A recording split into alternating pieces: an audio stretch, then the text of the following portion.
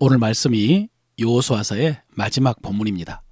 여호수아는 세겜에서 이스라엘 백성들이 하나님만 섬기겠다라고 응답을 하자 언약을 체결하면서 그 모든 상황을 율법책에 기록을 하고 큰 돌을 가져다가 성소 곁에 있던 상수리 나무 아래 세우고 그 돌을 증거로 삼습니다. 그 돌이 하나님께서 하신 모든 말씀을 다 들었다는 것입니다. 그러니 너희가 부인하지 못할 것이다 라고 했습니다. 돌이 말씀을 들었다고 했으니까 일종의 의인법입니다. 여러분, 여호수아가 큰 돌을 세우고 증거로 삼은 것은 그 돌은 변치 않을 것이다 라고 생각했기 때문입니다. 그래서 그 전에 그들이 가나안에 들어온 다음에 모세의 명령을 따라서 큰 바위에 석회를 바르고 그 위에 율법을 기록해서 에발산에 세운 것이고, 또 요단 동편의 지파들도 전쟁을 마치고 돌아가면서 서쪽 지파들이 자기들을 잊을까 봐 요단가에 큰 돌로 제단을 쌓아 놓은 것입니다. 돌은 오랫동안 없어지지 아니하고 증거가 될 것이라는 것이죠. 여러분, 어제 이 말씀을 묵상하면서 갑자기 우스운 생각이 들었습니다. 여호수아는 이 돌이 하나님의 말씀을 들었고 증거가 될 것이다 라고 했는데, 그런데 만약에 누군가 이 말씀을 기억하지를 못하면 그 사람은 돌보다 못한 사람이 되는 것입니다. 속된 표현으로 돌대가리라고 하죠. 이 말 때문에 웃음이 터졌습니다. 여러분, 예수님께서도 예루살렘에 입성할 때 사람들이 찬양하지 않으면 이 돌들이 일어나서 찬양할 것이다 라는 말씀을 하신 적이 있습니다. 너무나 분명하고 너무나 당연한 일이기 때문에 생명 없는 돌들도 알고 기억하고 응답할 것이라는 표현입니다. 여러분, 우리가 세상 학문을 공부하는 지능은 낮을 수 있습니다. 나이가 들어서 뇌세포가 둔해졌을 수 있습니다. 그러나 하나님의 말씀은 지능으로 기억하는 것이 아닙니다. 믿음으로 받고 지키는 것입니다. 왜냐하면 하나님께서 말씀하신 것처럼 죽고 사는 거, 흥하고 망하는 것이 그 말씀에 달려있기 때문입니다. 그러니까 그 말씀을 생명처럼 지켜야죠. 사랑하는 성도 여러분, 풀은 마르고 꽃은 시드나 하나님의 말씀은 세세토록 있다라고 하셨습니다. 그 영원할 것 같은 돌들이 부서지고 가루가 되어 바람에 날아가더라도 여러분은 하나님의 말씀을 붙들고 지키시기를 바랍니다. 여전히 으르렁거리면서 그 말씀을 믿고 기다리고 순종하면서 지키시기를 바랍니다. 이 말씀 후에 성경에는 여호수아가 죽어서 딥낫세라에 장사되었다라는 사실을 기록합니다. 여호수아가 죽은 것입니다.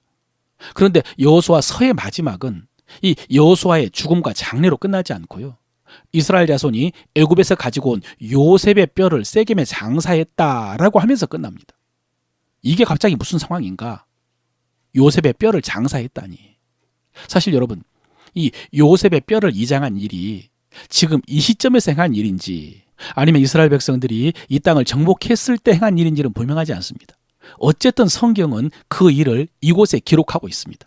그럼 요셉의 뼈를 묻는 것은 무슨 상황인가? 여러분, 이 일은 먼저 창세기 50장에 기록이 되어 있습니다. 창세기의 마지막 장입니다. 거기 보면은 요셉이 애굽의 총리였을 때 아버지 야곱이 죽었는데, 야곱은 자기를 애굽 땅에 장사하지 말고 가나안 땅에 장사하라라고 유언을 했습니다. 그 땅은 아브라함이 헤브론에서 산 막벨라 굴인데 거기에 아브라함과 사라, 이삭과 리브가가 장사되었고 또 야곱의 첫 아내인 레아의 무덤도 거기 있습니다.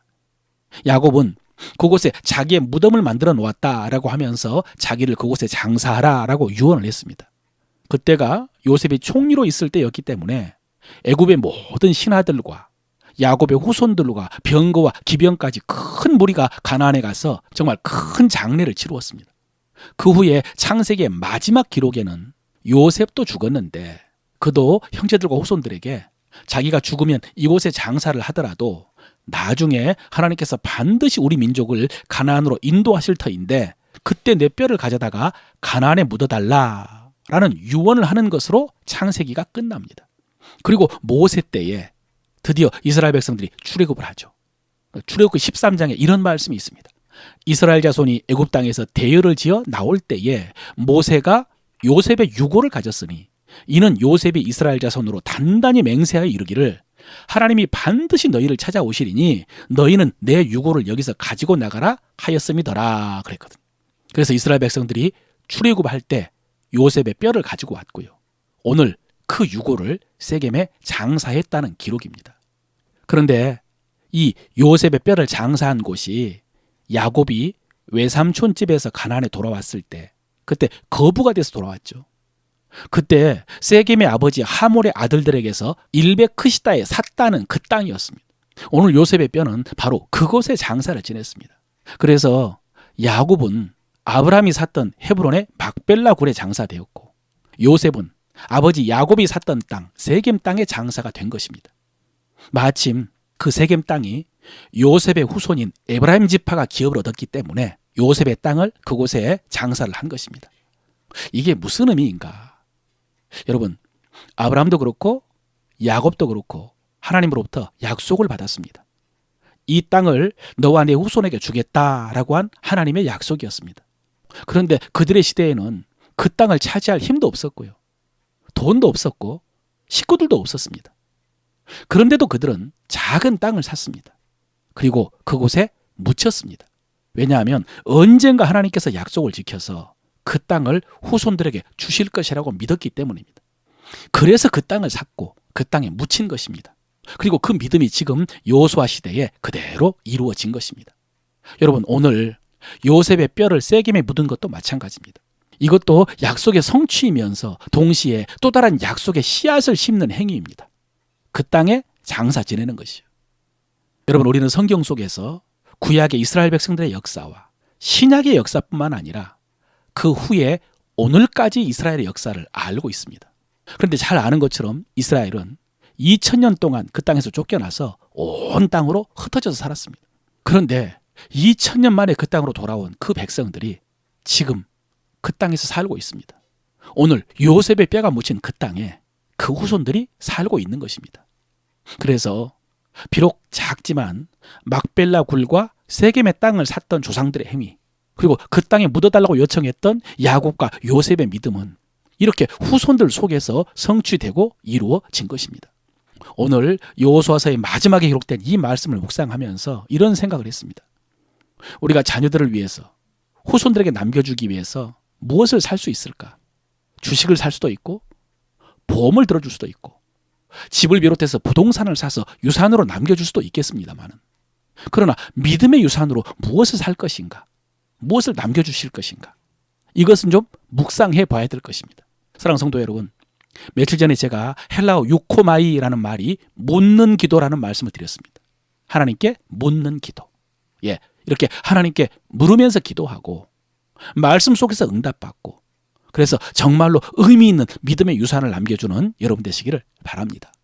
오늘 말씀을 통해서 우리가 입술로 고백할 우리 믿음의 고백입니다.